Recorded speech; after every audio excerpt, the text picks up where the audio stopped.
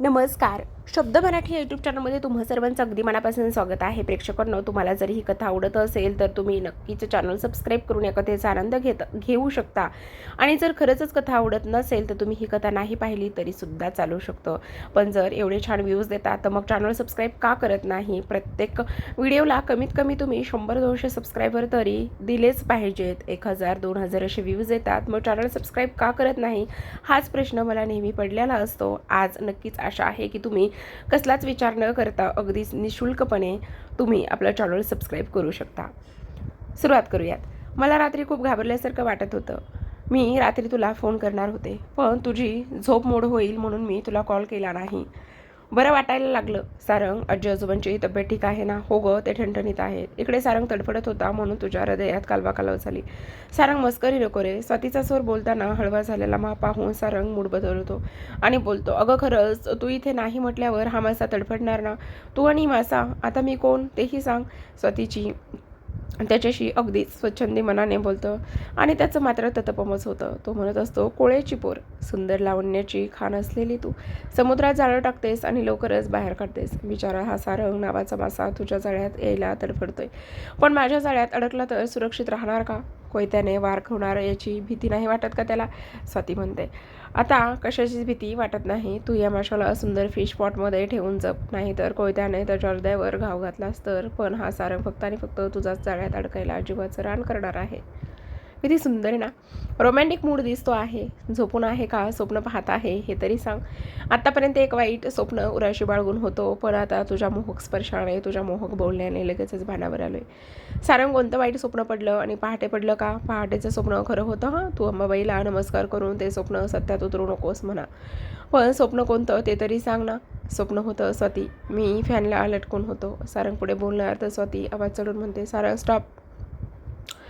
असा विचार मनातही आणायचा नाहीस. आणि आई अंबाबाई सारंगची आलाबला निघू देते म्हणून स्वाती थुथू म्हणून मोबाईल बाजूला करून त्याची नजर काढते. जान, तू शिकली, सवरली आणि अंधश्रद्धा ठेवतेस, माझी नजर काढतेस, ते सुद्धा फोनवरतीच. सारंग मात्र मोठ्या मोठ्याने जोराजोरात हसायलाच लागलेला असतो. त्याला कळत नसतं की हे काय बोलत आहे, कशा पद्धतीने बोलत आहे. म्हणूनच झालं हसून, तुला ना फक्त मस्करीतच बोलता येतं, पण या स्वातीच्या जीवाचं काय होणार हे समजत नाही तुला. सॉरी.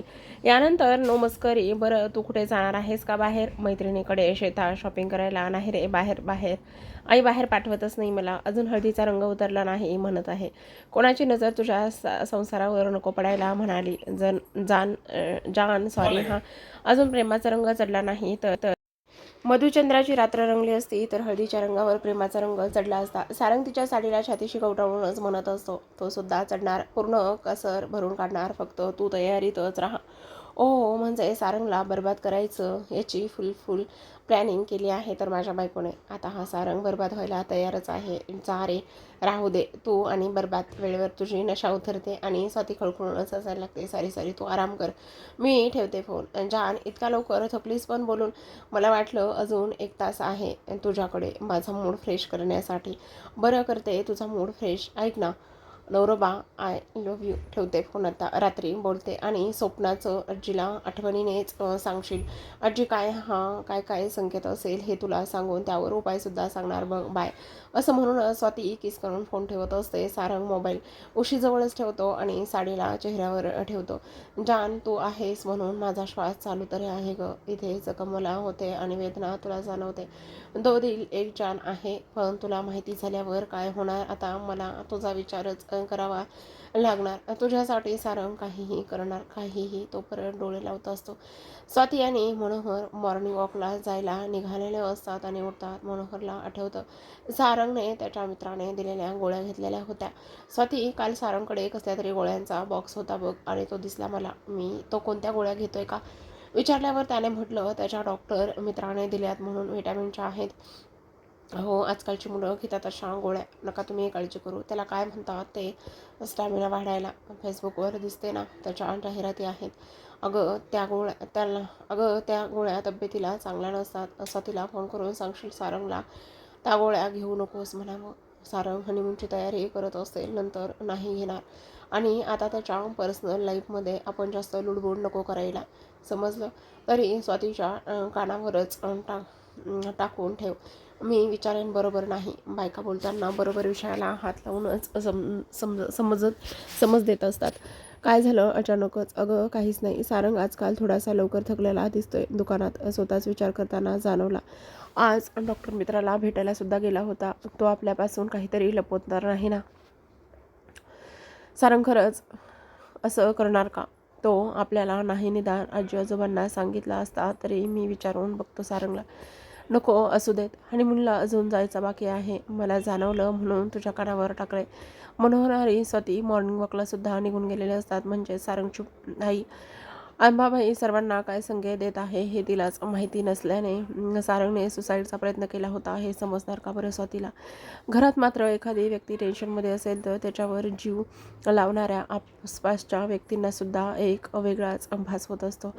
आपल्या जवळची कोणती व्यक्ती ही दुःखी आहे, तो संकटात तर नाही ना, या कल्पनेने जी अस्वस्थता मनाला वाटत असते तो त्या व्यक्तीवरच असलेल्या प्रेमामुळेच नाही का? स्वाती आणि सारंगचं नातं मात्र एका कसोटीवर टिकत आहे. या कसोटीतून प्रेमाची परीक्षा खरी उतरणार का? स्वाती आणि त्याचबरोबर मनोहर मॉर्निंग वॉक करून आले होते. रमाबाई आणि केशवराव उठून अंगणात फेऱ्या मारत होते.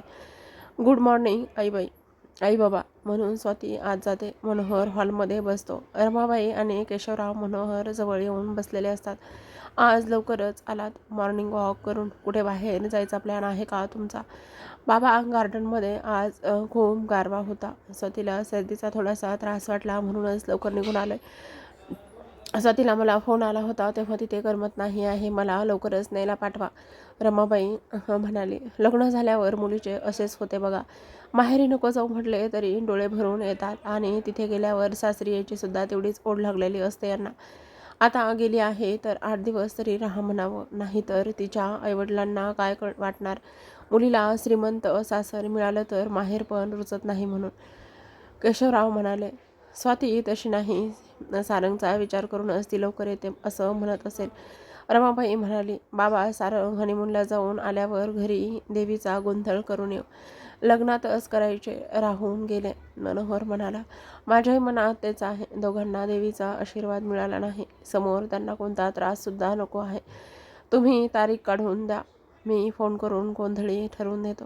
रमाबाई म्हणाली. आई यावेळेस छान थाट करूया आपण. स्वातीच्या माहेरच्यांना आणि श्रेयाच्या सासरच्यांना बोलावू. सारंगला विचारून करे. त्याला जर घरच्या घरी करायचं असणार तर तसेच करू.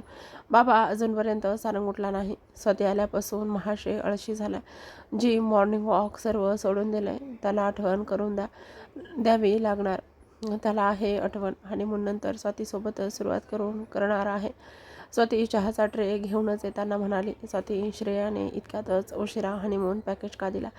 म्हणूनच झाल्यावर स्वाती गेली असती माहेरी. लग्नानंतर लगेचच हनीमूनला जातात असं ऐकलं आहे मी. तसंही हनीमूनला जाणे मला पटतच नाही. छान कुटुंबाला वेळ देऊनच एकमेकांना समजून घेणे आवश्यक आहे. लग्न झाल्यावर 4 भिंतीतच प्रेम भरभरून करा. त्याचे बाहेर शो नको. हनीमून म्हटलं तर सर्वांची नजर नव्या जोडीवर असते. आजकाल हॉटेलमध्ये सुरक्षितता असेल तर याची गॅरंटी कोण देणार बरं?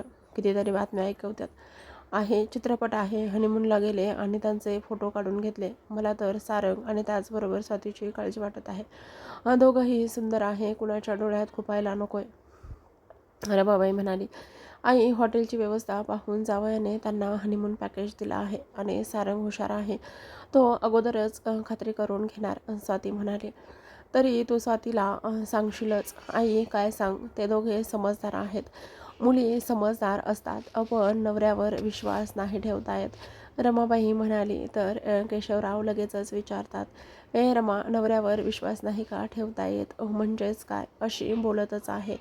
तुला घेऊन मी हनीमूनला गेलो होतो आणि तुला खूपच वाईट अनुभव आला आहे. वाईट अनुभव यायला हनीमूनला कशाला जावं लागते?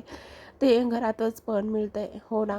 रमाबाई म्हणाली. त्याची तुतुमय पाहूनच मनोहर म्हणाला. स्वाती ऐक जरा. आजही माझी आई किती गोड भांडत आहे. माझ्यावर तू थोडीशी चिडचिड तरी करत जा ना. मनोहरच्या बोलण्यावरच स्वाती डोक्यावर हात देऊनच म्हणाली होती. देवा नारायणा बायको भांडखोर नाही म्हणूनच तुमची चिडचिड होत आहे. आई आता मी रोज वाद घालणार नंतर म्हणू नका सून भांडत नाही म्हणून. स्वाती तू मनोहर सोबतच भांडणं कर, तेही 4 भिंतीतच. मला तुझ्यात बदल नकोय. कोण कोणासोबत भांडत आहे तेही चौधरी कुटुंबात. रमाबाई समोरच. सारंग हॉलमध्ये येऊनच आजोबाजवळ बसतच म्हणत असतो, आज उशीर झालाय उठायला. रात्री झोप लागली ना बाळा? केशवराव म्हणाले, हो का? सारंग घाबरतच विचारत असतो तेव्हा त्यांचे डोळे सुजलेले दिसत आहे. स्वातीच्या आठवणीत एका दिवसातच असा हाल आहे तर 8 दिवसामध्ये काय होणार आहे? आजोबा मात्र तिच्या आठवणीतच नाही बरं. रात्री ती खूपच वेळ बोलत होती. आजी मला न्यायला ये म्हणत आहे. हो, म्हणजे दोघंही जागरण केले. कठीण आहे आजच्या मुलांचे. राहा थोडे दिवस दूर, नंतरच नाते मात्र घट्ट होते. म्हणून लग्नानंतर माहेरी पाठवतात सुनेला, तिला सासरची ओढ आहे की नाही हे बघायला. रमाबाई म्हणाली, तुम्ही माझ्या बायकोची परीक्षा घेत आहात का? आजी तिला सासरची ओढ आहे बरं. उलट ती सासरी नाही गेली तर तुम्ही तिच्यातच दोष काय दाखवणार? माझ्या नातसुनेतच कोण दोष काढते आहे? या रमाबाईची पसंती आहे म्हटलं नाही तर तुला एकही मुलगी पसंत पडणार नव्हती. ही ठेंगणी आहे. या मुलीची नाक अशी आहे. किती बाई चोचले. मुलीच्या दारातच जायचे आणि त्यांच्यातच गुणदोष काढायचे. मुली बिचाऱ्या म्हटलं तर त्या मुलाला खाली मान घालूनच सुकार देतात. रमा तू मला तर म्हणतच नाही आहे नातवासमोर आता पान पालती घालणार का? मी तुम्हाला नाही म्हटलं बरं. चला आजोबा, आज होऊन जाऊ द्या वादविवाद, बघू कोण जिंकते तर. तोपर्यंत मी मस्त कॉफी घेऊन येते. मला कंपनी कोण देणार? बिचाऱ्यांची बायको माहेरी गेली आहे. आम्ही सर्वजणच घेणार आहोत कॉफी. स्वाती आणि रमाबाई हात वर करत असतात. अरे वा, आपण आत्ता सर तू तुमचा चेहरा झाला. सारं कॉफी करणार आणि आम्ही नाही म्हणणार असं होणार का? मनोहर म्हणाला, ओके ओके, मी असा गेलो आणि कॉफी करून आलो. तोपर्यंत चालू द्या. सारंग किचनमध्ये जातो. माझे डोळे सुजले आहेत. मला काळजी घ्यायला लागणार आहे. कालची चूक स्वप्नातही घडणार नाही. स्वाती आता खरंच वाटत आहे आत्ता तुला घेऊन जावं आणि तुझ्या मिठीतच स्वतःला सुद्धा विसरावं. पण हनीमून नंतर काय होणार? तू देणार का साथ या सारंगची? तो कॉफी करूनच कपामध्ये टाकत असतो. ट्रे घेऊन बाहेर येतो. गरमागरम कॉफी हजर आहे. स्वाद कसा आहे सांगा आणि या गरीबाला टिप देणं विसरू नका. सारंग अशी मस्करी नकोय. चौधरी घराण्याचा तू कुलदीप आहे. या दीपकचा प्रकाश म्हणून पुन्हा उजळावा, म्हणून अंबाबाईचा आशीर्वाद मिळावा, म्हणूनच आम्ही ठरवलं आहे तू हनीमूनवरून आल्यावर कुलदेवीचा गोंधळ करायचा आहे. रमाबाई म्हणाल्या, काय? अचानकच असं काय ठरवलं? सारंग म्हणाला, अचानक नाही, माझ्या मनात नेहमीच होतं. तू फिरून ये, तोपर्यंत आम्ही इकडे तयारी करून ठेवतो. मनोहर म्हणाला, हनीमूनवरूनच आल्यावर स्वाती कोणता गोंधळ घालणार हे माहिती नाही आणि घरात कुलदेवीच्या गोंधळाचा उत्सव करणार आहे. आता या सारंगवर मात्र कोणती देवी प्रसन्न होणार? सारंग कॉफी पितच विचार करत असतो. तर प्रेक्षकांना तुम्हाला काय वाटतं स्वाती आणि सारंगच्या या नात्याबद्दल आणि सारंगच्या या आजाराबद्दल? तर तुम्ही नक्कीच कमेंटद्वारे अभिप्राय कळवा. भेटूयात कधीच्या